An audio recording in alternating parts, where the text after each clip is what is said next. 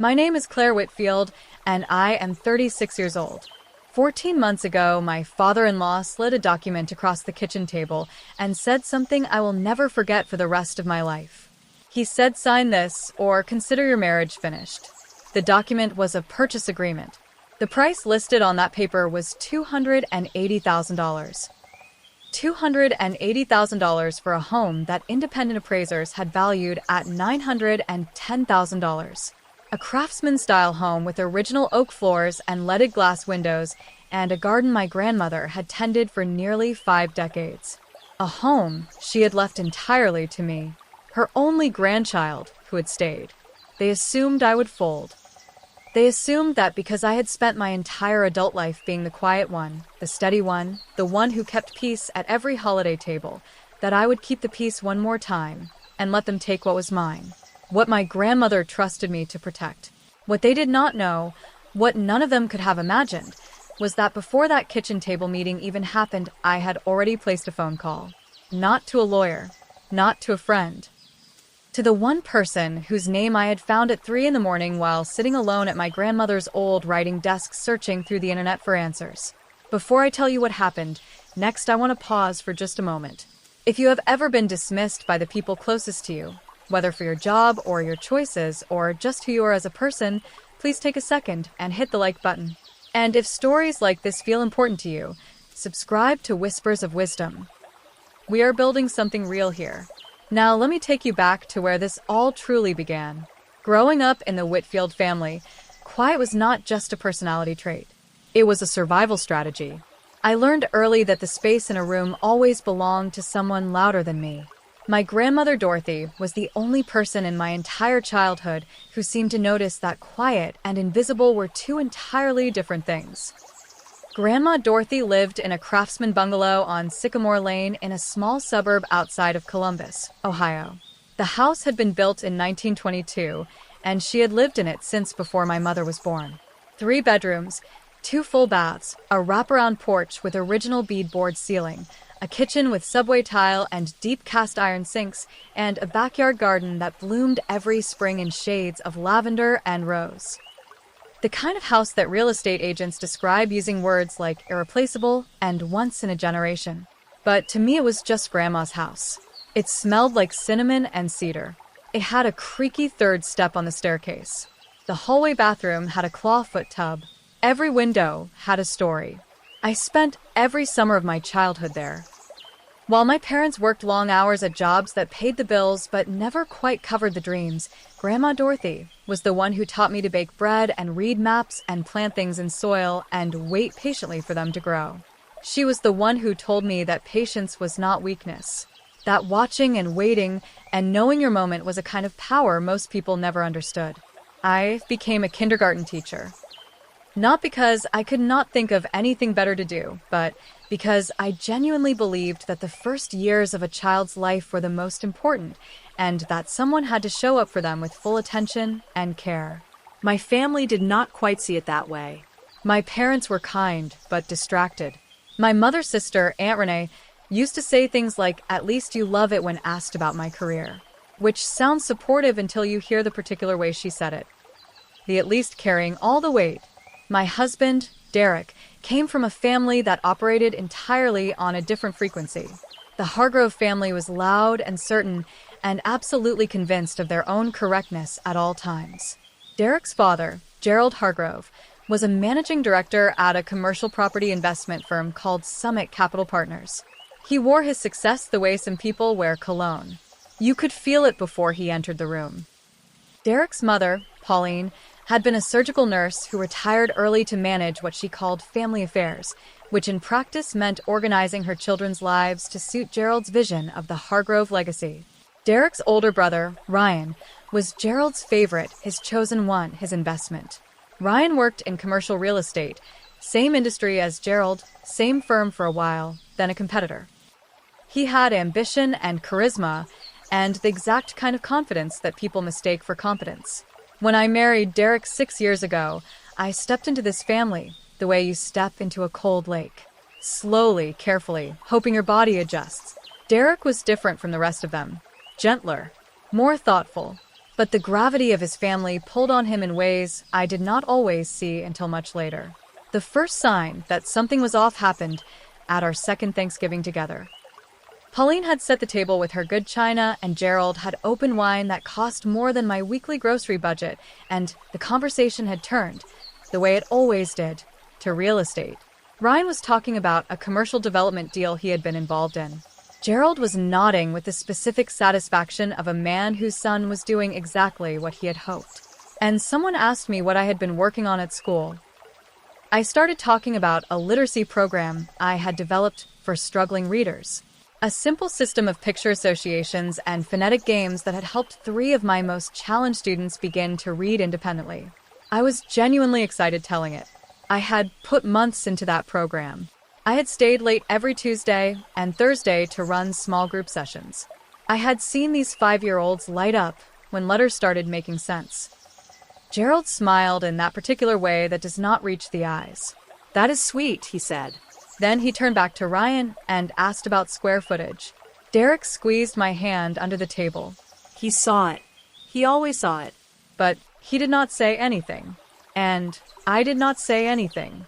And we kept squeezing each other's hands under tables for years when the Hargrove family made it clear that a kindergarten teacher's work was sweet at best and invisible at worst. I accepted it the way I had learned to accept being overlooked, not without feeling it, but without letting it change me. Grandma Dorothy was diagnosed with congestive heart failure 2.5 years into my marriage. The doctors said her heart was functioning at about 30% capacity. They were honest, but not brutal. She had time, they said, but the quality of that time would depend heavily on consistent daily care. My mother called me and told me in that careful, practical voice she used when she needed me to understand something without having to say it directly. Dorothy needed someone. Every day. Not occasionally. Not on weekends. Every single day. I drove to Sycamore Lane that same evening and sat with Grandma Dorothy on the wraparound porch while the sun went down behind the oak trees. She was smaller than I remembered. Her hands, always strong from gardening, looked fragile in the fading light. But her eyes were the same, sharp and warm and entirely themselves. "You do not have to do this," she told me. "I know," I said. We sat in silence for a while and watched the fireflies come out. I took a family medical leave from my school. My principal, a remarkable woman named Ms. Ingram, held my position and told me to take whatever time I needed. I moved into the small bedroom on the second floor of Grandma Dorothy's craftsman house, the one that had been mine every summer of my childhood, and I settled in for what I understood would not be a short stay. Derek visited on weekends when he could. He worked as a project coordinator for an engineering firm, and his hours were unpredictable. I understood.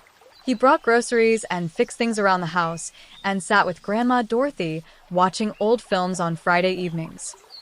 He was good in those moments, present and patient. I loved him for it. Ryan never came. Gerald called once to ask, in his managing director voice, whether the situation was going to affect Derek's career trajectory. Pauline sent a fruit basket. It was a nice basket. For 4 years, I was there.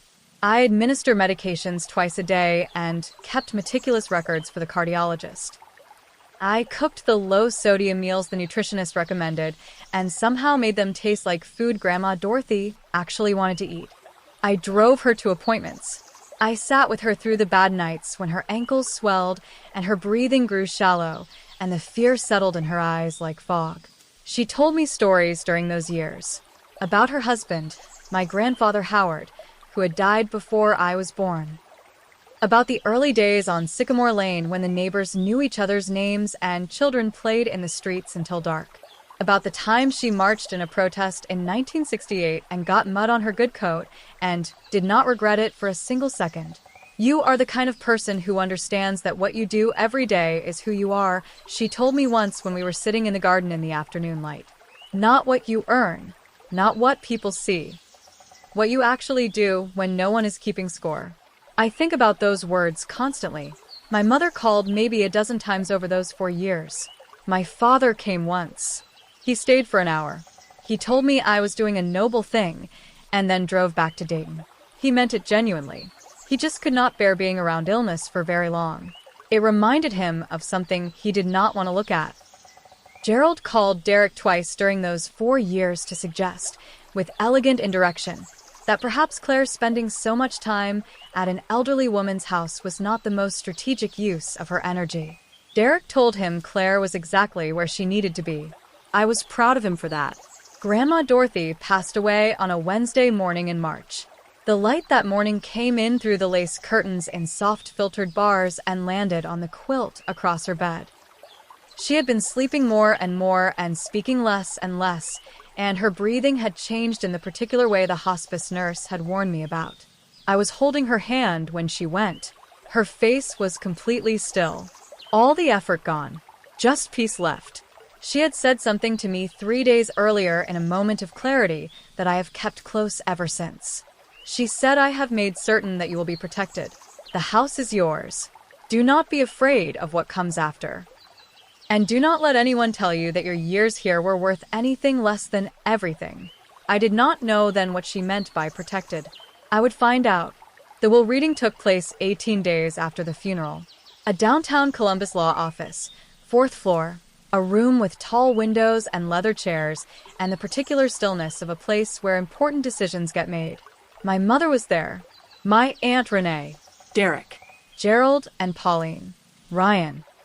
The attorney was a man named Thomas Aldridge, somewhere in his 60s, unhurried and precise.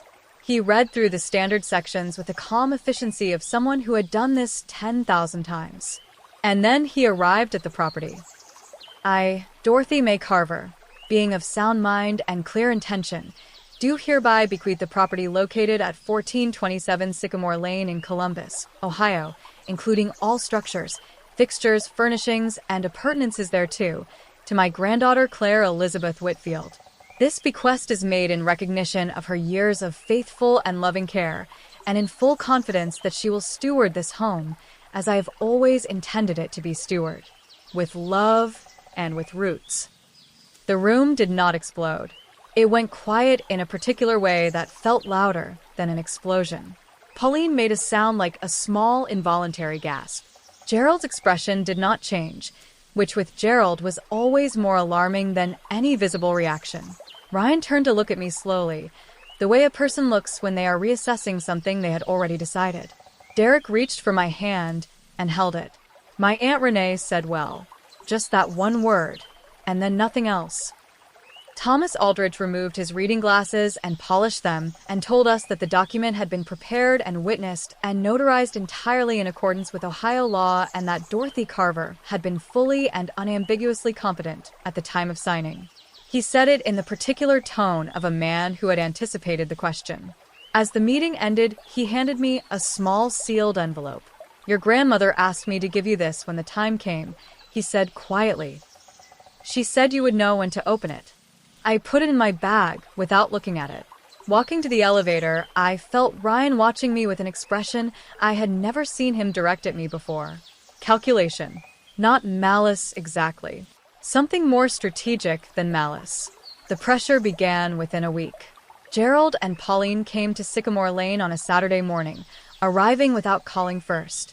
They walked through the front door with the ease of people who had decided they belonged there. Gerald stood in the living room and looked at the original crown molding and the leaded glass windows and the fireplace with its hand-painted tiles, and he nodded to himself the way he always did when he was adding numbers in his head. We need to have a practical conversation, he said. I had made coffee. I offered it.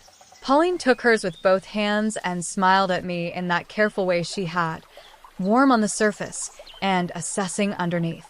This property, Gerald began, is a significant asset. And assets should be managed strategically.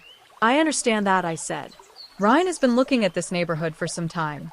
He has a development concept for the Craftsman district, renovation and conversion, high-end residential. He believes this property could anchor an entire block. I said nothing and waited. The right thing to do, Gerald continued, is to consider the family's interests. You are a teacher, Claire. Your income is what it is. Carrying a property like this, the insurance, the maintenance, the property taxes, these are not small obligations. I can manage them, I said. Pauline leaned forward. We are not suggesting you could not manage, sweetheart. We are suggesting there is a smarter path. Ryan would pay you fairly. How fairly? I asked. Gerald named a number. I kept my face very still. I said I would think about it. They came back the following week, and the week after that. Gerald each time with a slightly different version of the same argument. Ryan once, alone, and that conversation was different, more direct. He sat at Grandma Dorothy's kitchen table and told me plainly that the neighborhood was changing, that the Craftsman district was being redeveloped, that in 5 years the properties there would be worth considerably more, and that if I held on out of sentiment, I would be making an emotional decision that hurt me financially. He said all of this in the reasonable, measured tone of a man who believed absolutely that he was right. I noticed he never asked what I wanted. Not once during any of these conversations did anyone ask what I wanted. The family meeting was Pauline's idea. She called it a family dinner. She set the table at the Hargrove house with good dishes and good wine, and invited Derek's sister, Margot, who lived in Cincinnati, and her husband, and 2 of Gerald's oldest friends who also worked in property investment. It had the shape of a dinner and the texture of a tribunal. Gerald waited until everyone had finished the main course. He stood up and clinked his glass and began speaking in the voice he used for presentations. He said that the family faced a situation. That Dorothy Carver's property had been left in circumstances that created both opportunity and obligation. That the Whitfield side of the family, meaning me, a kindergarten teacher, had come into possession of an asset worth approaching $1 million. That responsible family stewardship meant pooling resources and making strategic decisions together. Several of the guests nodded. Gerald's friends asked thoughtful questions about the property values in that district. Margot, who had always been kind to me in a distant way, looked slightly uncomfortable but said nothing. Then Ryan stood up. He gave a presentation. He had actually prepared a presentation. Not slides, but a printed summary with comparable property sales and development projections. He walked through the numbers with the practiced ease of someone who had rehearsed this. The Craftsman District was the highest appreciation zone in the Columbus metro area over the past 5 years. The property at 1427 Sycamore Lane was sitting on a lot that developers were actively pursuing. Holding it as a private residence was the lowest return on the highest asset. Smart money, Ryan said, moved. He looked at me while he said it. Smart money moved. Claire has never really understood investment, Ryan said, his voice carrying that particular gentleness that is not gentleness at all. She has not worked in that world. She chose a different path. And that is fine. But it means she needs guidance on decisions of this magnitude. I felt something shift inside me in that moment. Not anger exactly. Something colder and clearer than anger. Gerald said what he said next directly to me, the room watching. He said, Claire, what it comes down to is this. You can fight the family on this and lose what matters more than any piece of real estate. Or you can be reasonable and let Ryan handle the property and take the payout we are offering, and everyone moves forward. He paused. The choice is yours. But I want to be clear that if you refuse, there will be consequences for your marriage. For your place in this family. He slid a document across the table. A drafted purchase agreement. The price was $280,000. I looked at the number. I looked at the page. I looked at Derek. Derek was looking at his plate. Something broke then, quietly, in a place I had not known was still capable of breaking. I said that I needed to think. I picked up the document and put it in my bag next to Grandma Dorothy's envelope. I thanked Pauline for dinner. I asked Derek if he was ready to go. He stood up without making eye contact with his father. We drove home in silence for the first 10 minutes. Then Derek said he was sorry. He said he had not known Gerald was going to present it like that. He said he would talk to his father. I looked out the passenger window at the dark Ohio streets and said that it was all right. That I needed a few days to think. That I loved him. All of which was true. What I did not say was that before that dinner had even happened, I had already decided that I would not sign that document. And that I had already begun looking for another way. The night after the dinner, I sat alone at Grandma Dorothy's writing desk in the study on Sycamore Lane. I had not moved back there yet, but I had been going over every afternoon to tend the garden and check on the house. That night, I brought my laptop and a cup of tea, and I sat at her desk under the lamp she had kept there for 50 years, and I started reading. I read about sale-leaseback agreements. I read about estate protections and deed restrictions. I read about properties with historic designation. I read until 2 in the morning, and then I opened Grandma Dorothy's sealed envelope. Her stationery was a pale sage green. Her handwriting, always looping and deliberate, filled both sides of the folded paper. My dearest Claire, if you are reading this, then someone is trying to take what I worked my whole life to build and what I chose with my whole heart to leave to you. I knew this might happen. Not because your family is cruel, but because money and property do things to people that love alone cannot undo. I want you to know that I did not leave you this house without a plan. In the drawer on the left side of this desk, you will find a business card. The name on it is Margaret Ellingsworth. She is a real estate attorney in Columbus who has handled complicated property situations for over 30 years. I met her through Howard's old firm, and I trust her completely. Call her. Tell her Dorothy sent you. She will know what to do. Also, Claire, there is something else I want you to know. The Craftsman District, your neighborhood now, is being studied by several major property development companies for long-term investment. One of them has been particularly active in conversations around Sycamore Lane specifically. Margaret will know more. But I suspect that the house I left you may be worth far more to the right buyer than to someone who simply wants to take it from you. Keep the roots, Claire. Even if you have to let someone else tend the garden for a while. All my love always, Grandma Dorothy. I opened the left desk drawer. The business card was there, paper clipped to a small folded note in Grandma Dorothy's hand that said she already knows your name. I sat for a long time in the lamplight. Then I called Derek and told him I loved him and I would be home soon. And then I sent Margaret Ellingsworth an email. She called me back the next morning at 8:15. Claire Whitfield, she said. I've been expecting you might reach out. Dorothy told me about you for years. She was very proud. I need help, I said. I need a way to protect the house without simply refusing to engage. And I need it to hold legally. Tell me everything, she said. I did. It took 40 minutes. Margaret Ellingsworth listened without interrupting except once, near the end, when I mentioned the name Hargrove. As in Gerald Hargrove? Of Summit Capital Partners? Yes, I said. My father-in-law. A brief pause. That is an interesting detail. Let me tell you something, Claire.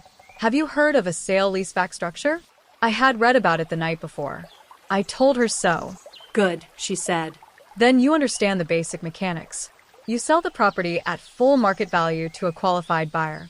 As part of the transaction, you negotiate a long-term lease that allows you to continue living there. The buyer gets an investment property with an immediate tenant. You get the full value of your asset and the right to remain in your home. Legally, the property is protected. No family member can pressure you to sell for below market. It is already sold, at market rate, to someone who cannot be pressured by the Hargroves. I felt my breathing slow and steady. The question, Margaret continued, is who the buyer is. Not every buyer will agree to a sale-leaseback. It requires a specific kind of investor. Someone who understands the long game. Do you know of anyone like that? She paused again, this time in a way that felt deliberate. Claire, she said, I want to ask you something. Do you know who has been conducting site assessments in the Craftsman District over the past 8 months? I said I did not. A company called Meridian Property Holdings. They are a regional investment firm that specializes in adaptive reuse of historic residential properties. They convert them into high-end mixed-use spaces, professional offices, boutique commercial suites. They have been looking at the Sycamore Lane corridor specifically. My heart began to beat faster. Their managing partner is a man named Arthur Calloway, Margaret said. He is known in Columbus real estate circles for being purely transactional. He does not involve himself in personal dynamics. If a deal makes business sense, he pursues it. If it does not, he walks away. Emotion does not register in his calculus. I said the name slowly out loud. Meridian Property Holdings. And then Margaret said something that made me understand exactly why Grandma Dorothy had trusted her.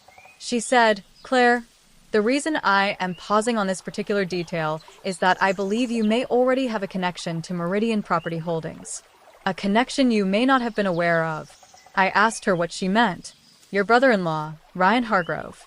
He left Summit Capital Partners 14 months ago. I keep track of these things in this industry. He is currently employed as a senior acquisitions manager at a firm called Broadview Development Group.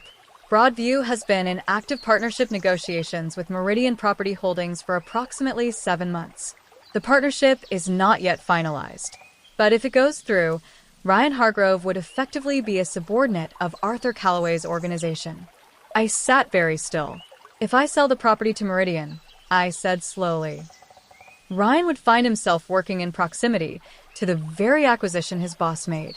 The property he tried to take from you at less than a third of its value. Margaret's voice was entirely neutral and entirely amused at the same time. That is not why I am doing this, I said. Of course not, she agreed.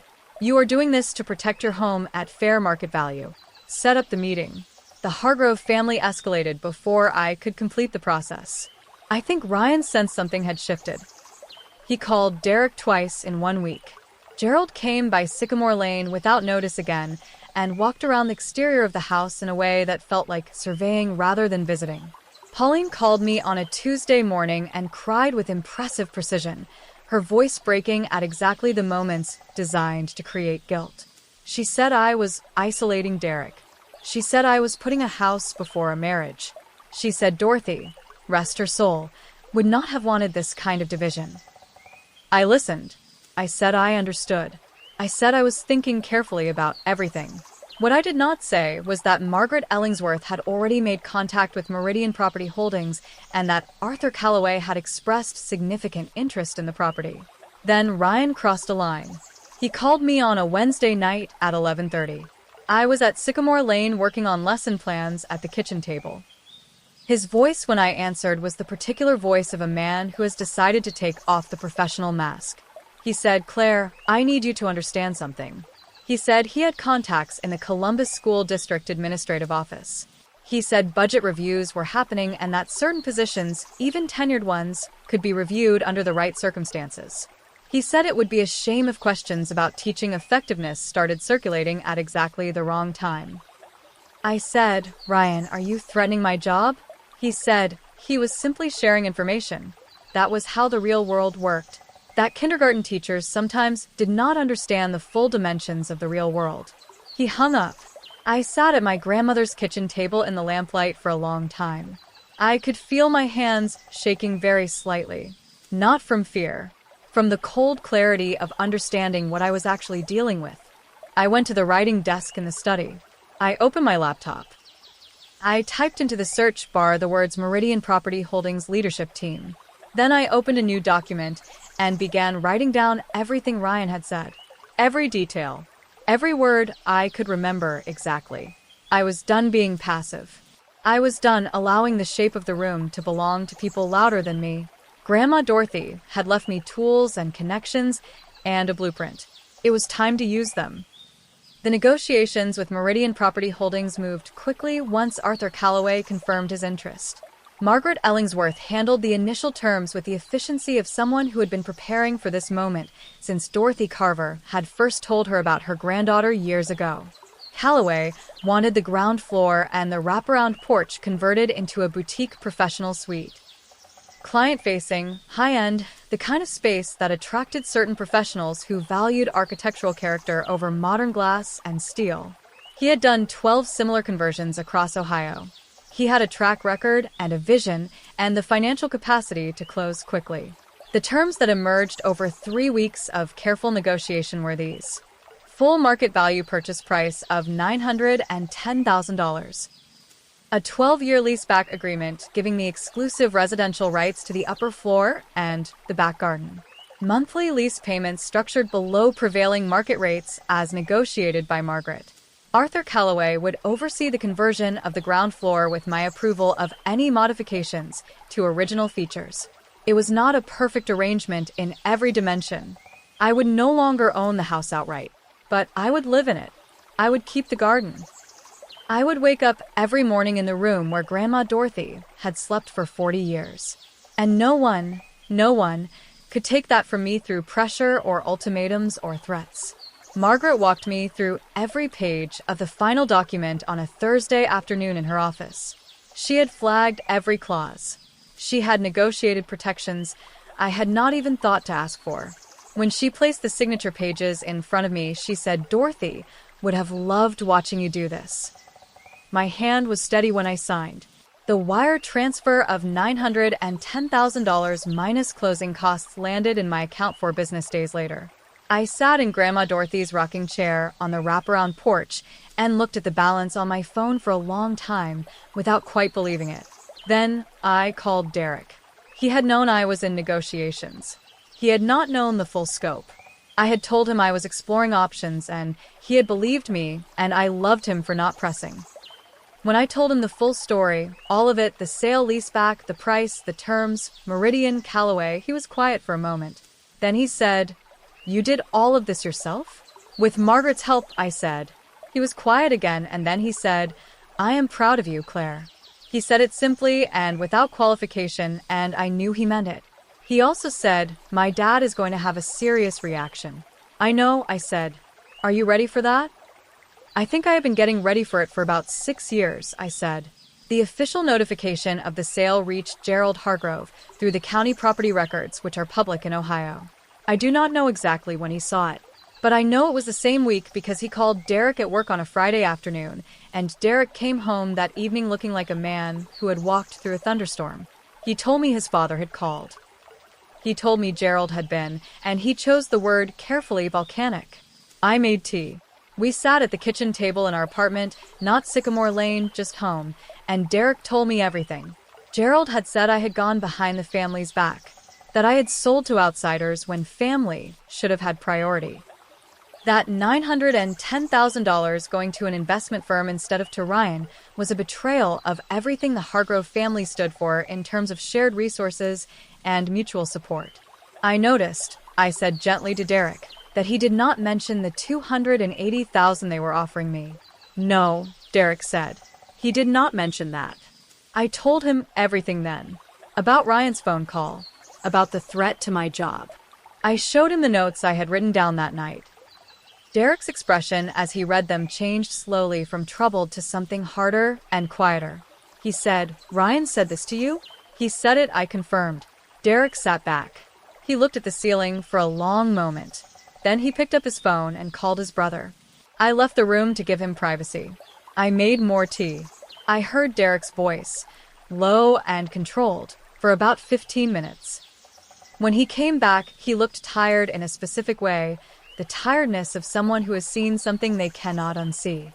"Ryan denied it," he said. "I expected that," I said. "I know," Derek said. "And I know you. So I believe you." We held each other in the kitchen for a while, without talking. There is something I want to say here, and I want to say it carefully. My marriage was tested during this time in ways that I had not anticipated. Derek loved me, and I believed that, and still believe it. But Gerald Hargrove's influence on his son was something Derek spent years trying to see clearly, and those were not always easy years for either of us. What I can say is that when it mattered most, when the full weight of everything was visible, Derek stood with me. That is not a small thing. The Hargroves called a second family gathering. This time it was not framed as a dinner. Gerald called it a meeting. He called it that on the invitation, meeting with a time and a location, his house, 7 in the evening on a Tuesday. Derek asked me if I wanted to go. I said yes. I wanted to go. We arrived at 7 exactly. Gerald and Pauline were already in the living room with Ryan and his wife, Andrea, and Margot had driven up from Cincinnati again. Gerald's 2 colleagues from the first dinner were not there this time. This one was family only. Gerald did not offer drinks.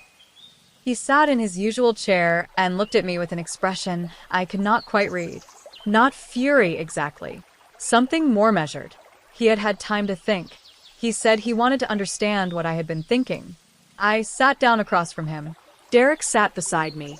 I said I had been thinking about protecting what my grandmother left me at fair market value through a transaction that was entirely legal and entirely my right to make. "You sold to strangers," Gerald said. "I sold to buyers," I said. "That is what selling means." Ryan leaned forward. "You cost this family a significant opportunity." Ryan, I said carefully, you threatened to have me fired. I have the date and approximate time and the substance of every word you said. I have written it down. I want you to know that. The room went still. Ryan's face did something complicated. Andrea looked at him. Margot looked at her hands. Gerald said that was a serious allegation. I know, I said. Which is why I documented it carefully instead of reacting emotionally. No one spoke for a moment. Pauline said something about family needing to find a way through conflict without involving outsiders. I said I agreed completely, which was why I had not involved anyone except a real estate attorney and a qualified buyer. I had not involved lawyers beyond the transaction. I had not made any public statements. I had simply made a business decision with a property that was mine to sell. Gerald looked at me for a long time. Then he looked at Derek. Derek said, Dad, Claire made a legitimate decision about her property. She received full market value. She is still living in the house. There is nothing here that required family approval because it was not a family decision. It was Claire's decision. Gerald's jaw moved slightly. He said something about loyalty. Derek said, loyalty works in both directions. We left shortly after that. Walking to the car in the dark Gerald's driveway, I held Derek's hand and felt the quiet, steady solidity of it. The launch event for Meridian Property Holdings at 1427 Sycamore Lane happened on a Thursday evening in October. White lights strung through the old oak trees. A catering team setting up in the garden I had planted every spring for 4 years. Guests in business attire arriving in the circular drive that Grandma Dorothy had repaved the year before she got sick. I stood at the upstairs window and watched it all from above. Arthur Calloway had invited a selection of Columbus business community leaders, real estate professionals, architects, investors. The conversion of the ground floor had been done with exceptional care. The original moldings were preserved. The fireplace with its hand-painted tiles was a focal point of the main room. The leaded glass windows caught the light exactly, as they always had. It looked like what it was. A space that honored what it had been. I had dressed carefully. Not dramatically, just carefully. I wore a dark green dress that Grandma Dorothy had always liked on me when I visited for holidays. I walked downstairs at 7:15 just as Arthur Calloway was beginning his remarks to the assembled guests. He spoke well. Clear, direct, not performative. He talked about what Meridian looked for in properties. He talked about the Craftsman district and its particular historic value. He talked about adaptive reuse as a philosophy, the idea that the best things were built to last, and that lasting required adjustment rather than demolition. And then he said, I want to acknowledge the person who made this possible. He gestured toward me. Claire Whitfield not only sold us this extraordinary property at fair market value, but negotiated one of the most elegantly structured sale-leaseback agreements I have encountered in 30 years of this work. She continues to reside in the upper floor. This is her home. We are guests in it in the best sense of that word. And I think Dorothy Carver, who built this place into what it is, would have approved of that. Applause from the room. Real applause. A kind of applause I had never heard directed at me before, from a room full of people who had nothing to gain from clapping. I noticed Ryan across the room before he noticed me. He was standing near the back with a group of what appeared to be colleagues from Broadview. His glass was raised to his mouth. He had not looked up yet. He was talking to someone, animated, confident, the way Ryan always was in professional settings. Then his colleague said something, and Ryan's eyes tracked across the room to the speaker, and then to me, and then, slowly, to the walls around him, to the fireplace, to the leaded glass, to the staircase he had walked down as a guest at family gatherings when Grandma Dorothy was alive. I watched his face do the mathematics. He understood. His colleague said something to him, and Ryan turned away and said something brief, and the colleague nodded and moved on. Ryan stood very still for a moment. Then he straightened his jacket and walked to the bar table and got another drink and did not look at me again for the rest of the evening. Arthur Calloway shook my hand before he left. He said, Your grandmother was a remarkable woman to have planned this as carefully as she did, and you were remarkable to execute it. I look forward to many years as your neighbor, in the professional sense. Gerald and Pauline arrived at Sycamore Lane at 9:45 that same evening. their sedan pulling sharply into the drive as the last catering vehicles were leaving. Gerald was out of the car before it fully stopped. He walked toward the porch, where I was standing with Derek. "You let that firm use this house tonight," he said. In front of Ryan's entire professional circle. "I hosted a legitimate business event at a property whose ground floor has been converted to office use," I said. "That is exactly what was agreed to in the purchase terms." "This was calculated," Gerald said. "Everything I have done has been careful and deliberate," I agreed. "That is not the same as calculated. It is what responsible decision-making looks like." Pauline said from behind him, "Ryan was humiliated tonight." "Ryan," I said, "is a senior acquisitions manager at a firm that has a partnership relationship with a company that now owns this building. That is a professional circumstance. If it is uncomfortable for him, I am sorry. But he created the circumstances that led here." Gerald looked at me for a long moment. His expression was not what I expected. Not fury. Something more like the recognition a person has when they encounter something they underestimated. He did not say anything else that night. He walked back to the car. Pauline followed. They drove away. Derek stood beside me on the porch, and we watched the taillights disappear. He said, "I owe you an apology." "For what?" I asked. "For every family dinner where I squeezed your hand under the table instead of saying something out loud." I said I understood why he had not. He said understanding is not the same as it being right. We stood on the porch in the October air for a while. The old oak trees in the front yard had begun turning, and in the light from the porch you could see the edges of the leaves going gold. The professional ripples spread through the Columbus real estate community faster than I had anticipated. Ryan's colleagues at Broadview knew. Callaway's team knew. The story was not sensational or gossiped about. It was just known in the particular way that professional communities know things. A senior acquisitions manager whose sister-in-law had sold the property his firm's partner bought at a price significantly above what his family had offered, through a structure so well designed that everyone in the industry was talking about it. Ryan's position within Broadview became complicated in ways I was only partially aware of. Margaret kept me somewhat informed because she believed I had a right to know.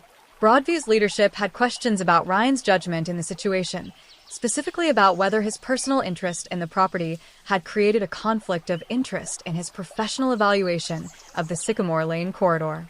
Those questions were not formal investigations, but they were questions. And in that industry, questions had weight. I am not glad about any of that. I want to be clear about this. I did not want to damage Ryan's career. I wanted to protect my home. Those are different things, and I have worked to keep them separate in my own mind even when they became tangled in the real world. My parents called 3 days after the event. My mother had heard about it from Aunt Renee, who had heard it from someone at my mother's church whose daughter worked in commercial real estate in Columbus. The way information traveled in those circles was its own kind of marvel. My mother said, "Sweetheart, I heard what happened." I said, "Which part?" "All of it, I think," she said. Her voice was different, quieter, less careful.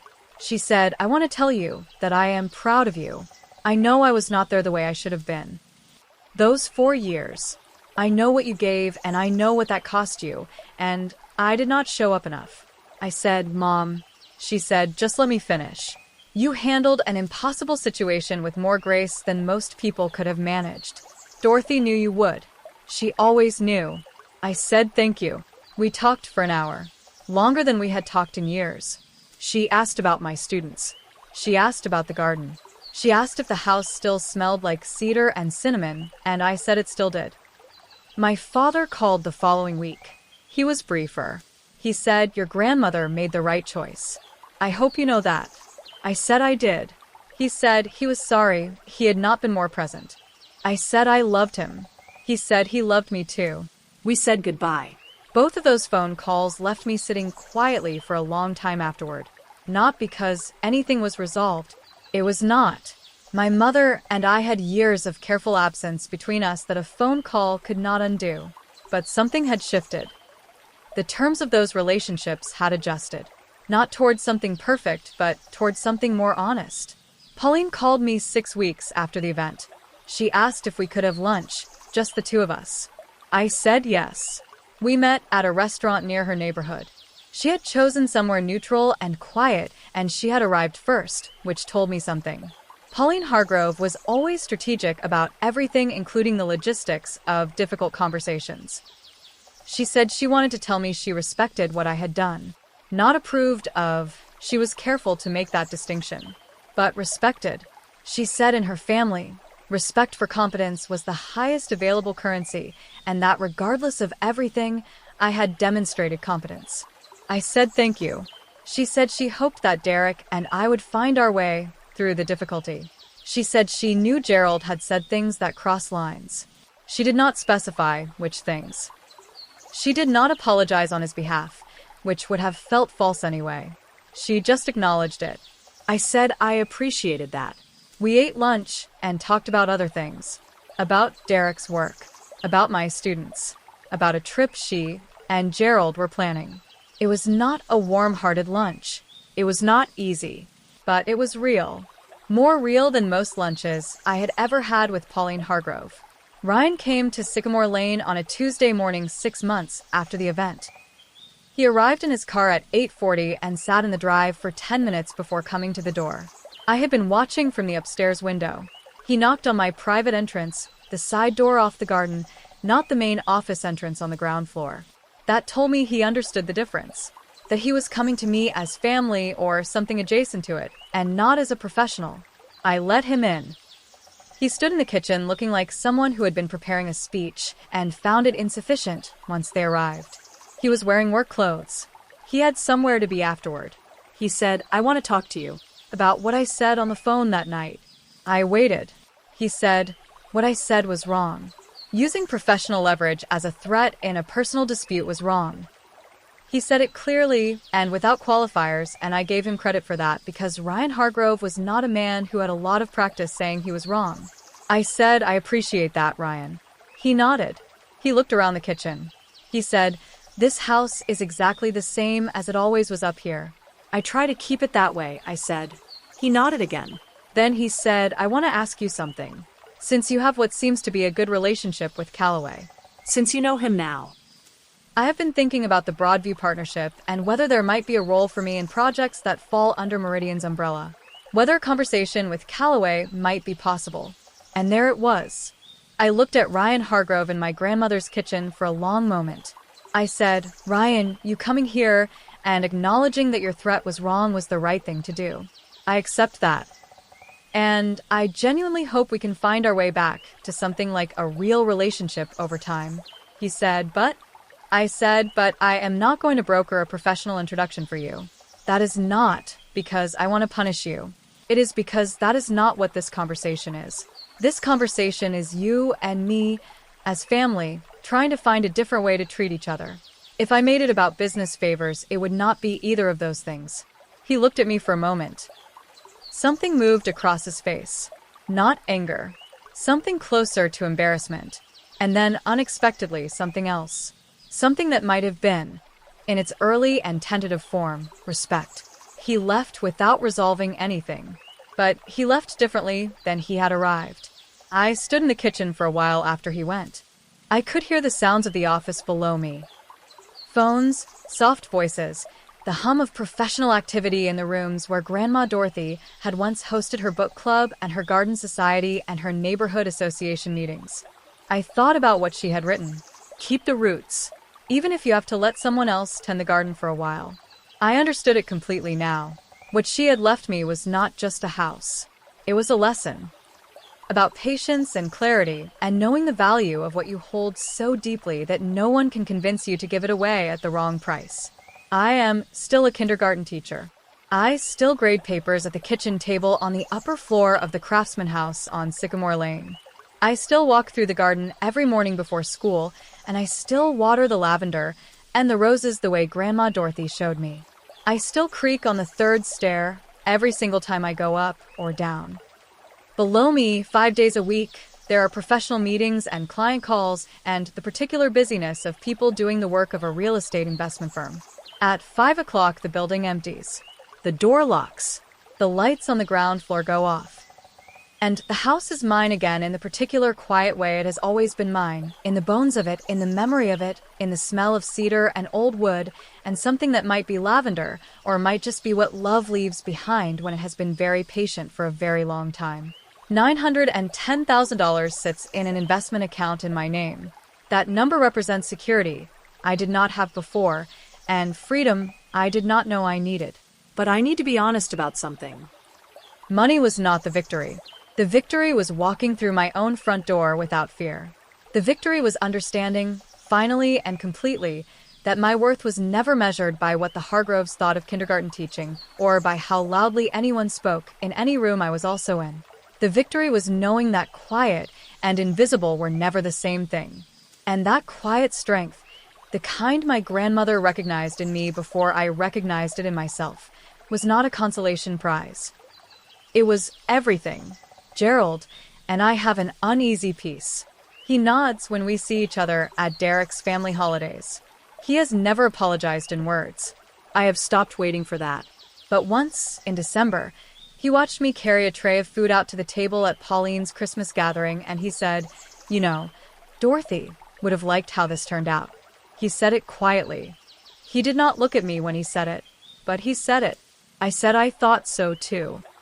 Derek and I are in a different place than we were a year ago. Better and harder and more honest. We are in therapy, which is something neither of us grew up thinking was a thing that normal couples did, and which we now understand to be one of the most ordinary and useful things two people can do when they want to keep choosing each other carefully. We are still choosing each other. I believe we will keep doing that. On the anniversary of Grandma Dorothy's death, I went to the garden early in the morning before anyone arrived for work downstairs. The oak trees were still bare from winter. The lavender had not yet come back. The rose canes were waiting for warmth. Everything was still and gray and quietly full of what was coming. I sat in the garden chair she had kept there for decades, and I talked to her. Not out loud, just in the particular interior way you talk to people who are gone, but not absent. I told her about the year. About Derek and about Ryan, and about Gerald's quiet acknowledgement at Christmas. About my students and the 3 who had learned to read this semester in the small group program I rebuilt after my leave. About the morning light through the leaded glass that was exactly the same every day, regardless of everything else. I told her I understood now why she had planned so carefully and trusted so specifically and written that letter on sage green stationery and clipped a business card inside a desk drawer and waited for me to find it. She had known who I was before I knew myself. She had built the blueprint and left me the tools and trusted me to use them when the moment came. The most powerful response to being underestimated is not argument. It is not retaliation. It is a decision made with clarity, executed with precision, and protected with absolute certainty. My grandmother knew that. She lived it for 81 years. She built it into the walls of this house and left it for me the only way she knew how. Not in words, but in property. Not in advice, but in structure. Not in what she said, but in what she did when no one was watching and when it mattered most. If you take nothing from my story, take this. You are allowed to protect what is yours. You are allowed to hold your value at full market rate and refuse every offer that asks you to sell yourself short. The people who love you will meet you at that price, or they will need time to adjust. The people who only wanted you when you were easy to undervalue will reveal themselves through the transaction. Either way, you will know exactly what you are working with. And sometimes the quietest signature on the right document speaks louder than every argument that was ever made in any room about your worth. Thank you for sitting with me through this story. If you saw yourself in any part of it, whether you have been Claire or whether, in honesty, you recognize a little of the Hargroves in yourself, I hope something in it helped you. Drop a comment and tell me where you are watching from and what time it is there. Tell me what you would have done. Tell me what you are protecting right now. And if you want more stories like this one, Whispers of Wisdom has more waiting for you. We will see you in the next one.